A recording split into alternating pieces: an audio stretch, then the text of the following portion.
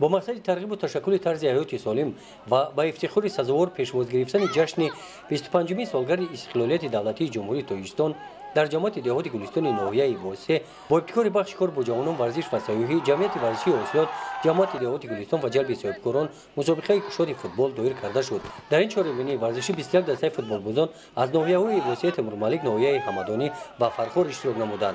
یادآور باید شد که ذوق بلند نوارسان و جوانان دهه گلستان را بینابد گرفته با دستور جامعه دهات گلستان صاحبکاران محلی در ساختمان این میدان فوتبال سهمی ارزنده گذاشتند.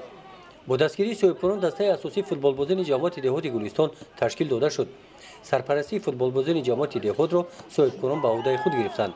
مسابقه 2 روز ادامه یافت. جای اول نصیب فوتبال بازان جامعه دهات گلستان گردید. جای دوم را فوتبال بازان دهه به نام صدرای شریف اشغال نمودند. جای سوم نصیب فوتبال بازان جامعه دهات به نام میرعلی محمدعلی گشت. غالبان با تحفه‌های تأسیس نموده سرپرستان چهارمینی قدر کرده شدند.